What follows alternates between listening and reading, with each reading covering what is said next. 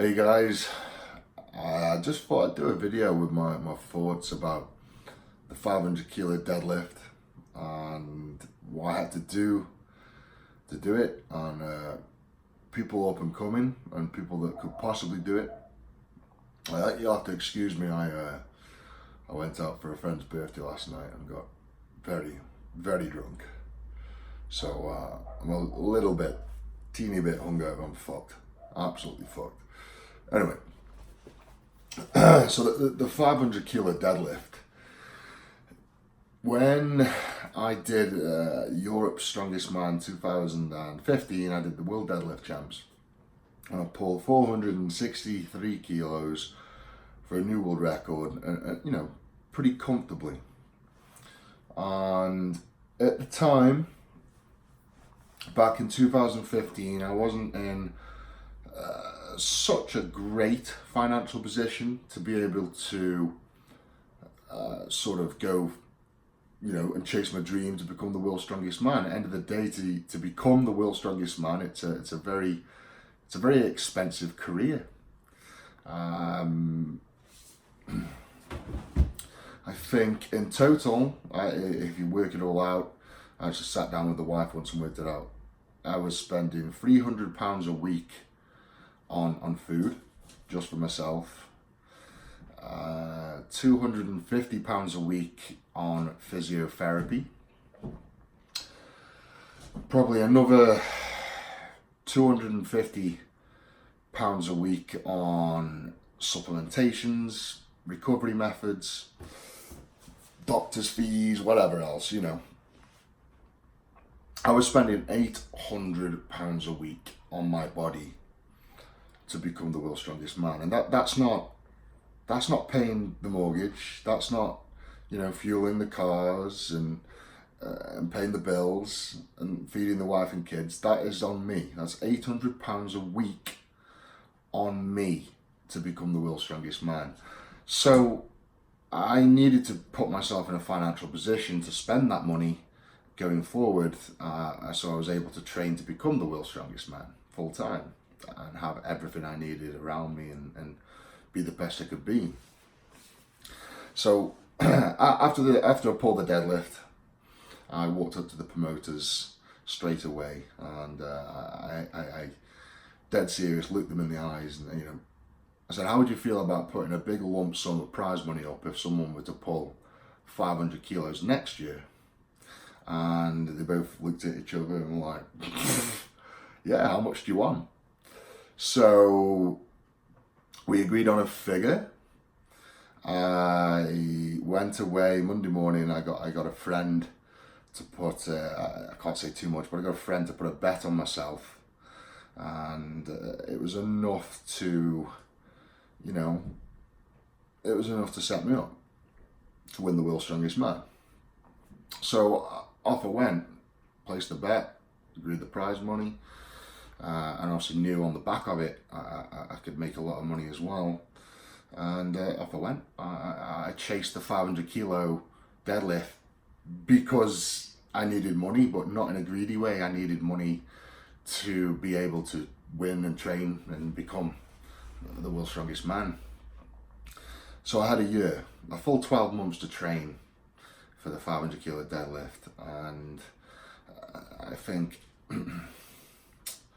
straight away it dawned on me how ridiculous it was, and I did think it was near impossible in my own head, but I think in my heart I knew it could be done. I put it onto social media. I was very vocal about it. I'm going to pull 500 kilos next year at your strongest man, and honestly 99.9% of the feedback was no, can't be done, impossible was the word I kept seeing pop up, and it just boiled me up.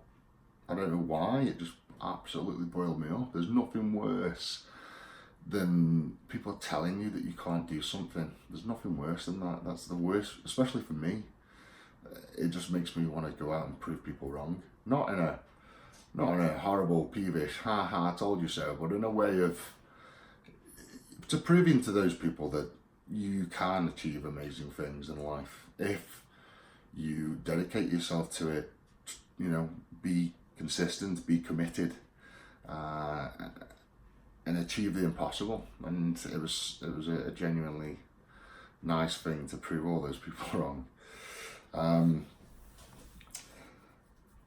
So training was very tough straight away. You know, I wrote out my programs for the year and got stuck in, and probably 6 months down the line, I realised that I couldn't get past sort of in the gym.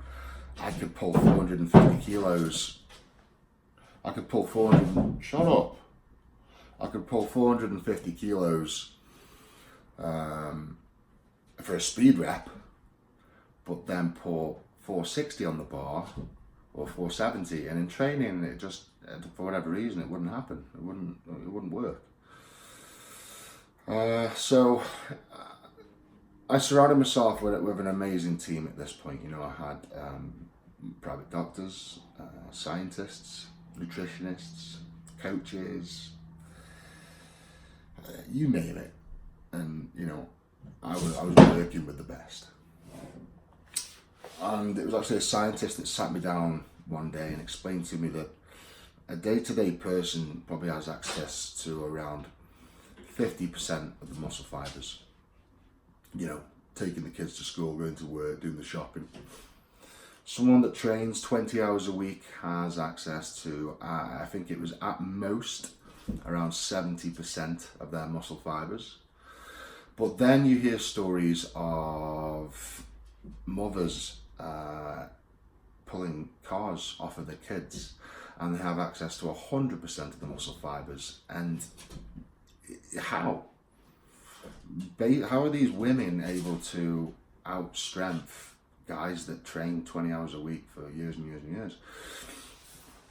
And it's that access to the 100% muscle fibers, and how do you access that? And it's a sheer shock of adrenaline.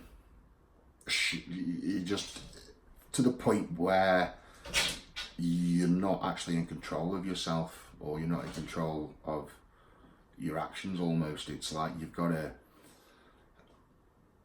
really compute yourself. You've got to train the scenario over and over and over again and channel all that adrenaline.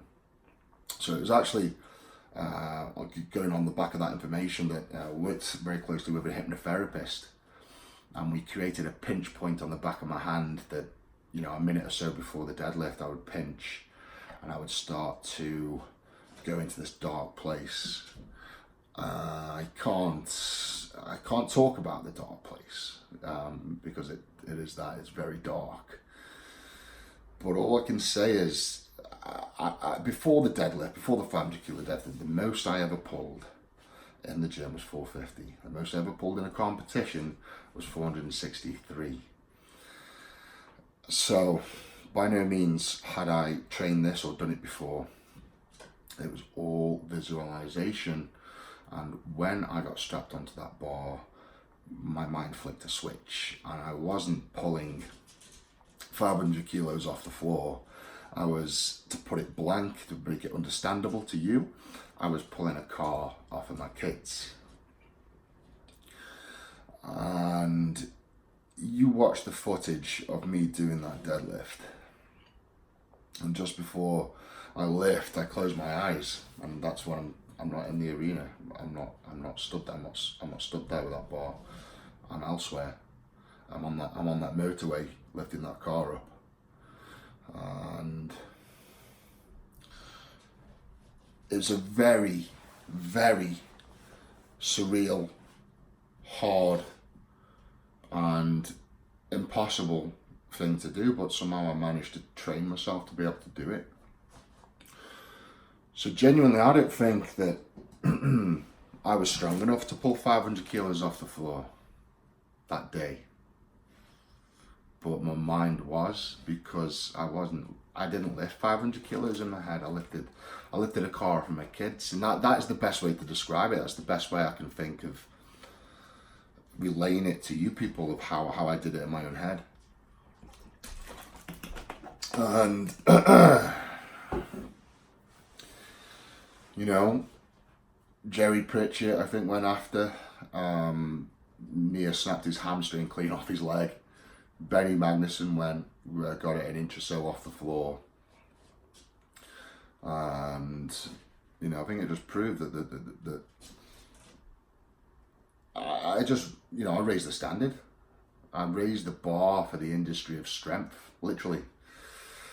I went from, I think on the night I set the new world record at 465 that was matched with Benny and Jerry. And I stood up with it like I was getting up out of a chair, if not faster. And it just proved, I think, to myself that I was a league above everybody else that day and around the world. There's been a lot of talk about the 500 kilo being broken.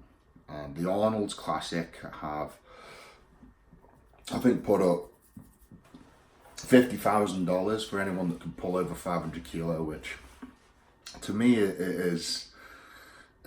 firstly, it's a great tactic to, you know, get PR and get people interested, get people watching, but it is a bullshit lift because it's a completely different bar. It does actually suit Thor and Brian a lot better than a normal bar, I think. And I think in general, if you go by the swing of things, I think most people that go on that bar do PBs. I found it a very tough bar to do. Firstly, I'd never trained on a bar like that. So I would go into that competition completely blind, no training whatsoever. The Arnold's, when I pulled 4 kilos, whenever it was, in 2015 or 16, I can't remember when it was. And I deadlift very leant over the bar, so that although the bar is very close to my body, it's actually away from my body, even it's a few millimeters. Actually, I like to deadlift leant over it, sort of, but it pulls you forward, which on a normal bar doesn't whip, and I can just straighten up and finish off the lift, no problem. But with the elephant bar, I pulled it to my knees a lot easier, and I mean a lot easier than I would do a normal bar, because the weight leaves the floor a lot later, and the bend in the bar. But what put me off, what pulled me forward, was the bar whipping, and it actually pulled me out towards the crowd, and it made it almost impossible for me to finish the lift. But I think had I done some training on the bar, I would have known to have leant back, pulled the bar against my legs, and that would have stopped the shaking, because it would have been stabilized, and I would have finished it off a hell of a lot easier. And I didn't learn that till afterwards, till watching Thor and Brian pull, and noticed that they dragged it up their legs, and that cancelled the whip. It didn't whip for them. So I think, you know, had I trained on the bar and got used to the whip and known how to control it, I would have pulled a hell of a lot more, and I mean a hell of a lot more. And people seem to forget that lift, I pulled 1,000 pounds 10 minutes earlier, if not less than that, and that lift was 50 minutes after my warm-up, because the presentation and everything firstly, I'm not blaming anybody, I just got my timing wrong for that lift. I wasn't ready to pull 1,000 pounds, went out and did it, and then again, my own mistake, there was only one athlete left, Brian Shaw, and of course he pulled, and then the rules are you have to pull within a certain time limit, so you know, the pressure was on me to lift again straight away, and I think it was within 10 minutes I pulled 1,000 pounds for a second time and won the contest. So not my greatest feat of strength by any means. I think it was actually one of my worst examples of strength. Shut up, bloody rabbits out of fit. Yeah, so I don't understand why the Arnolds are making the world record for that bar, 500, or if they break 500 kilo, they get 50 grand. I don't understand. Shut up! I'm gonna have to let him out. Come on. Shut up, Billy. So I don't understand why Arnolds are doing that, because the world record on that bar is 472 kilos. right now. So why not just put the money on 473 and above, whatever. It's almost, it won't go against my lift. I'm not worried at all. It really won't. Even if somebody did pull 500 kilos, which I don't think they will. You know, it's a different bar. It leaves the ground later than a normal bar. That bar does suit Brian and Thor better because they've trained on it and they understand and can control the bar better. And everyone does PBs on that bar. Nobody can deny that. Everybody lifts more weight on that bar. So I don't need to explain that further. But it's almost as if, you know, I could put, in my house right now, I could put 500 kilos on a broomstick and pull it and say that's a new world record. Same principle. Absolutely same principle. Fair play to the Arnolds, you know, I love the Arnolds, respect the Arnolds. But the 500 kilo is 500.5 kilo that they're going for just doesn't mean anything. Not to me anyway. Great feat of strength. It will be a world record on that bar. But until you come and pull 500 plus kilos on a conventional bar with conventional calibrated weights, calibrated bar, calibrated collars, with a world's strongest man judge, you know, nowhere to hide. Do it, prove it. If it's that easy, if you're training for it, if you think it's that easy and it can be done, and you think you can pull 501 kilo, go ahead. Because talk is talk and it's cheap. So if you've got the genitals to say I can pull 500 kilos, then you better have the genitals to back it up, because that's one thing that I do despise, and I would feel very sorry for you if you didn't back it up, because, you know, that's like myself. I said I was going to pull 500 kilos. Everyone laughed. I did it. I said I was going to win the world's strongest man. Everyone laughed. I did it. I said I was going to set the actual world record. By that time, not so many people laughed, and I did it. You know, I could go on. You can be in the Conor McGregor of the world. You can big yourself up. You can say you're this, say you're that, say that, you know, say you can do whatever. Well, if you don't back it up, that makes you a dickhead. And Conor backed it up. I backed it up. So I guess that's pretty much sums up this video, really. People need to stop talking and do more doing. There's Giants Live Wembley on July the 6th in London. Obviously Wembley's London, UK. And it's an open invitation. It's going out to anybody that can pull a good deadlift, anybody that thinks that can go above 450, pull 500, whatever. But it's the perfect platform. It's going to be sanctioned, calibrated plates, world's strongest man referee, no place to hide. So if there's anybody out there that thinks they're good enough, there's the platform. You know, they'll have good prize money for 500 kilos. So what's stopping you? Anyway, be great, people. Big love, the Beast. See you later.